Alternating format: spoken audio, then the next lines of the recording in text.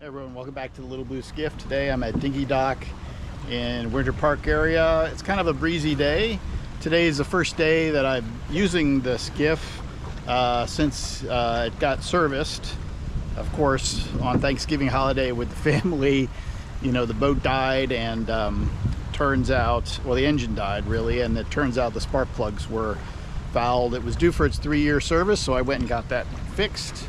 I'll show you the video of the dying engine on the lake, unfortunately, with family. Yeah, it just died. Yeah, anyways, today's the first day bringing it back, and let me start it up and take you around Lake Virginia in Winter Park. All right, moment of truth. We'll start it up, see how she goes. Yeah. Okay, that's way better. It's very smooth. You can see the we're doing the peeing out the engine. The engine feels a lot smoother than it did. Kind of a lee shore with the wind blowing into the dock, so I'll easily get back, especially if I was in the sailboat. You know, flip it around, you can see exiting. That alarm is my depth meter. It's a little shallow here. All right, so we're in neutral.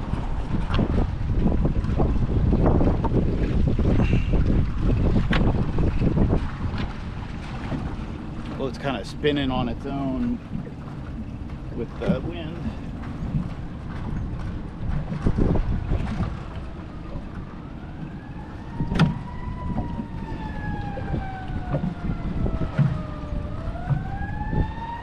Of course, hope everybody's okay.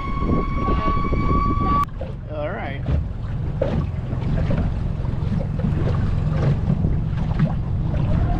I just power up and go around the lake a little bit.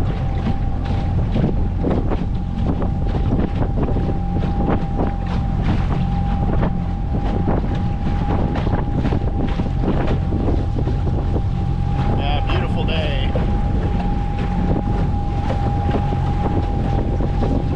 Engine's running okay, thank goodness. So I take in the skiff about once a year for the annual service on the engine. This was the 3rd year, so that's why they did the impeller and the spark plugs were overdue. Grease and oil the engine, etc. So I figure my average cost of the boat is running around $400 a year, which is pretty cheap in all senses of the hobby. Gas-wise, I probably use, you know, maybe a gallon of gas in 2 hours of boating, which is my typical time out on the water, filming, etc. So it's generally pretty cheap. That all averages out to maybe $7 a trip. You know, these larger boats starting the engines, they probably use a couple gallons of gas just to start, and so the Little Blue Skiff kind of just sips gas, which is nice. And it's running fine.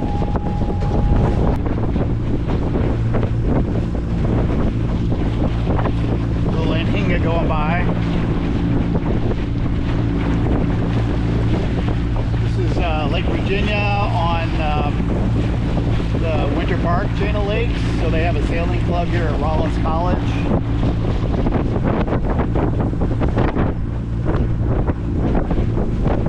It's breezy. You can see the breeze on the ocean, the water, the ripples. There's a view behind me on across Lake Virginia.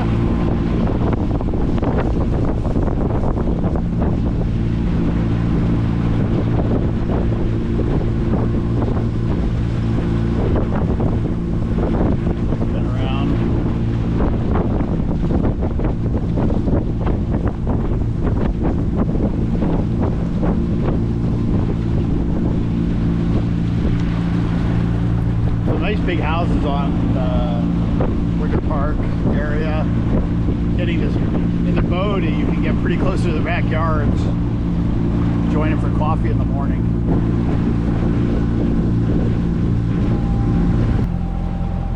Okay, I'm going to go through the first canal from Lake Virginia, and there's a lot of tour boats that run through here, so I hope I don't run into one of them.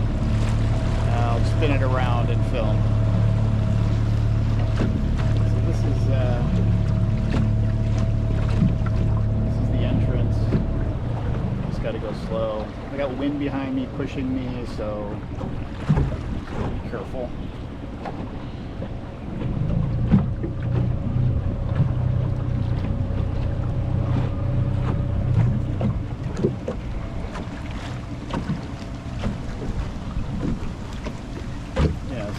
This is the Fern Canal from Lake Virginia to Lake Osceola.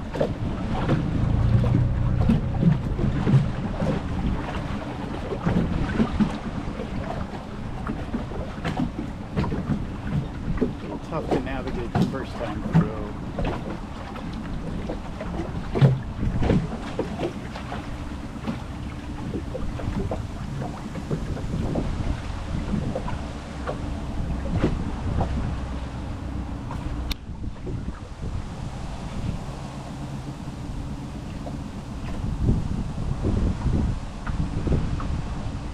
Go through it at idle speed.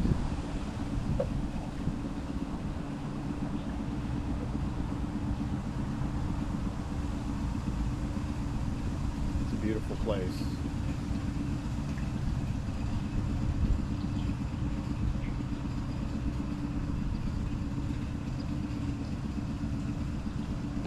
Right around, you can see me going through. Kind of like a game, that game of operation where you don't want to hit the sides. I'm getting better at it as I come through more.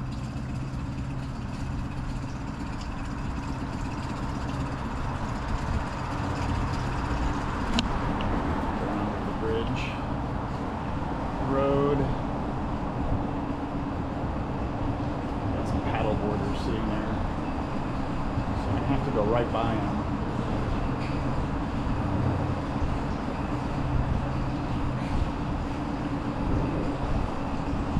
Cut the video until after I get by them. Alright, so this is the exit out of the Fern Canal into Lake Osceola.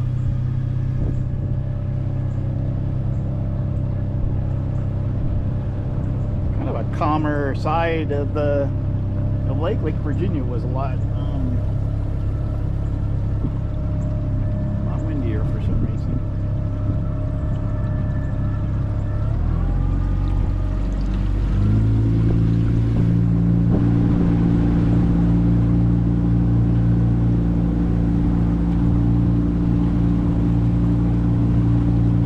A short trip today because I got some other work to do at home, but wanted to bring the boat out and let it run for a while, having been just repaired,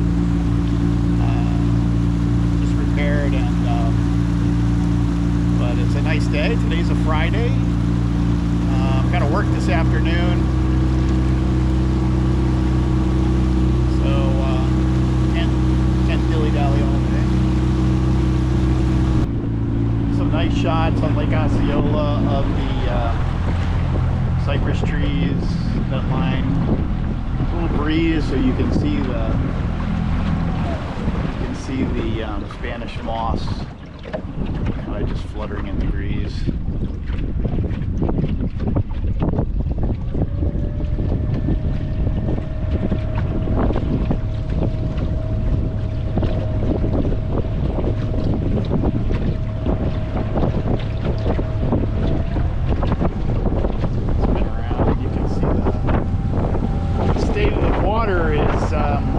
Choppy. I would say probably the winds are 10 to 15 miles an hour right now. I definitely noticed when I cut the engine know, I'm not doing it. I'm not doing any steering. You can see the bow of the boat just being spun around. It's a light boat. It only weighs a couple hundred, like 300 pounds. So it definitely gets affected by the wind. I'll take you back through the Fern Canal. And we'll call it a day.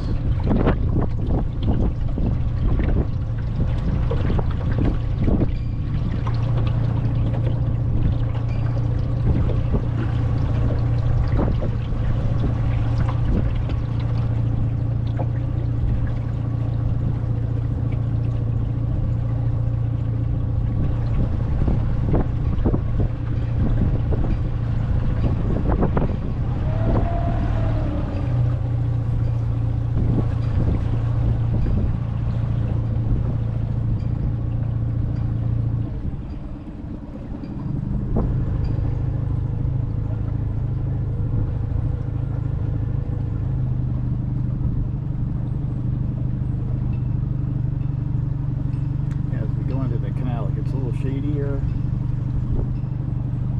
a little bit of vegetation brought up by the boats running through here. There's no tour boats running yet, so should be okay.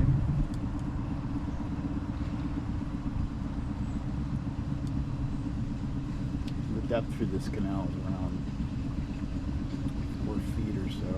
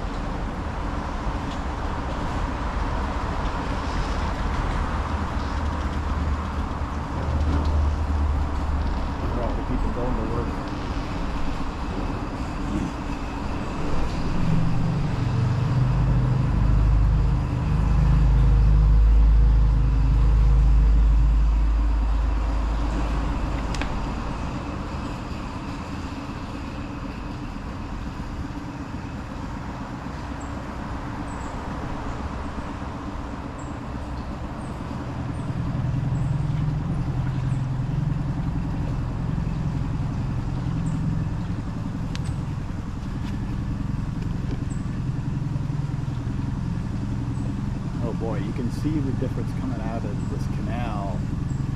You can see the choppiness of Lake Virginia with the wind just whipping across the lake. This will be interesting.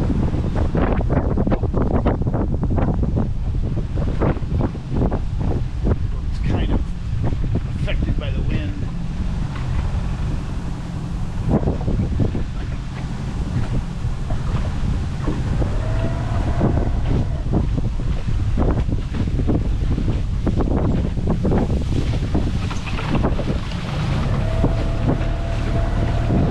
Muscle my way out of this thing.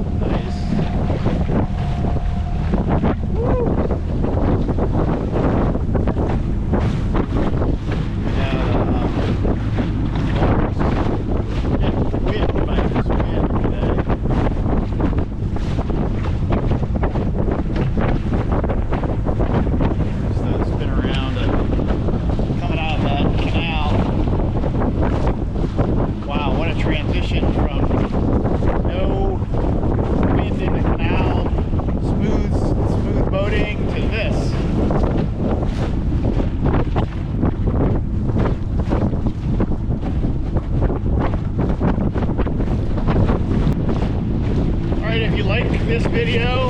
I hope you do. I have other videos, Little Blue Skiff, various areas, intracoastal waterway, all these little lakes around central Florida. I also have the series on my sailboat, the dory. I think I brought it out around 4 times now, getting used to stronger winds. It's always an adventure. But I appreciate everyone for joining me, and I'll take you back in now to Dinky Dock. Here goes.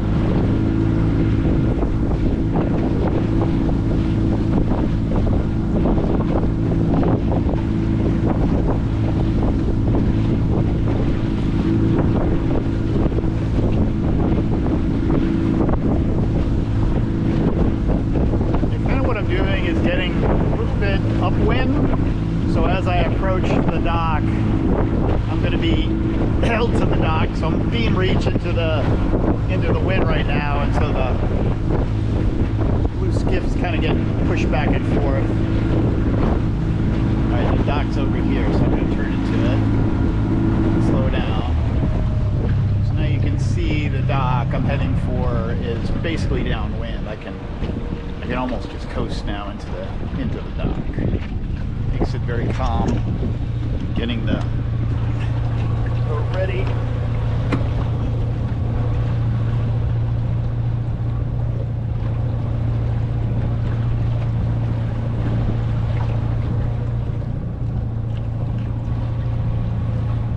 Nice calm approach.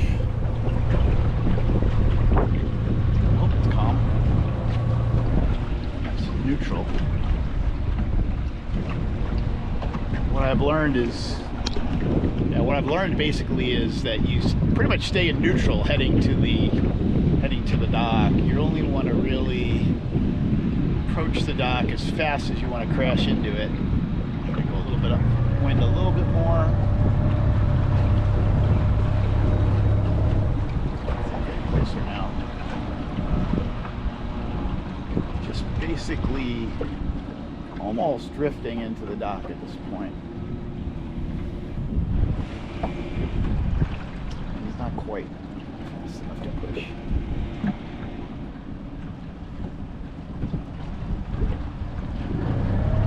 Give it a little puff. Put it in neutral.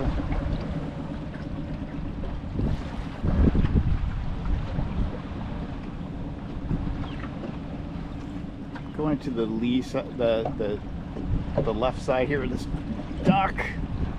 I'm going to drift too far. There it is. So neutral. A little tricky with the wind. Reverse.